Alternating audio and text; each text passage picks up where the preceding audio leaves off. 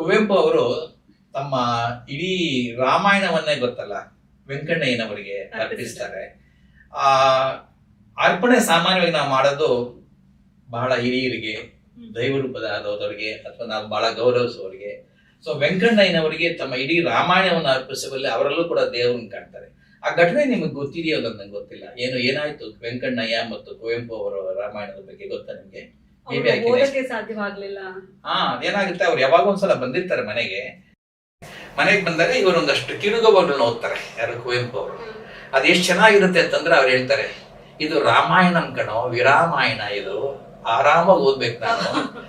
ಏನೋ ಕಿರುಗಮನಗಳನ್ನು ಓದಿ ಮೆಚ್ಚಿಸಿದ ನನಿತೊರಡೆ ವೈಗ ಆಯ್ತು, ಅಷ್ಟರಲ್ಲಿ ಎಲ್ಲ ಸಾಯಂಕಾಲ ಆಯ್ತು, ಹೊರಟೋಗ್ಬೇಕಾಯ್ತು ಅಂತಂದಾಗ ಅವರು ಮತ್ತೊಮ್ಮೆ ಬರುವೆ, ದಿನವೆಲ್ಲ ಓದುವೆಯಂತೆ, ರಾಮಾಯಣಂ ಕಣ ವಿರಾಮಾಯಣಂ ಅಂತ ಹೊರಟೋಗ್ತಾರೆ.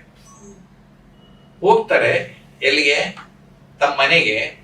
ಆದರೆ ದೀಟದ ಮನೆಗೆ ಹೋಗ್ಬಿಡ್ತಾರೆ. ಆಮೇಲೆ ತೀರ್ಕೊಂಡ್ಬಿಡ್ತಾರೆ ವೆಂಕಣ್ಣಯ್ಯನವರು. ಅದಕ್ಕೋಸ್ಕರ ಇವರು ಮತ್ತೆ ನನಗೆ ಸಿಗ್ಲೇ ಇಲ್ವಲ್ಲ ಅಂತ ಇಡೀ ರಾಮಾಯಣವನ್ನು ಅವರಿಗೆ ದಾನ ಮಾಡ್ತಾರೆ. ವೆಂಕಣ್ಣಯ್ಯನವರಿಗೆ ಬೇಡ್ಕೊಂತಾರೆ, ನೀವು ಅಲ್ಲಿ ಸೇರಿದ್ದೀರಾ, ಅಲ್ಲಿ ಮಹಾಕವಿಗಳ ಕೂಟ ಇದೆ, ಆ ಎಲ್ಲಾ ಕವಿಗಳ ಕೂಟಕ್ಕೆ ನನ್ನ ಈ ಕೃತಿನ ಸ್ವಲ್ಪ ಪರಿಚಯ ಮಾಡಿ ನನಗೆ ಆಶೀರ್ವಾದ ಮಾಡಿಸಿ, ಅದಕ್ಕಿಂತ ದೈವಿ ಭಕ್ತಿ ಬೇಕು. ಸೊ ಹಾಗೆ ಗುರುಗಳಲ್ಲಿ ದೇವರನ್ನು ಕಾಣೋದು, ಗುರುಗಳಲ್ಲಿ ಭಕ್ತಿ ಇಡೋದು, ನಿಮ್ಗೆ ಅವ್ಯಾಹಿತವಾಗಿ ಶ್ರೀರಾಮನ ದರ್ಶನ ಬಂದಿದೆ.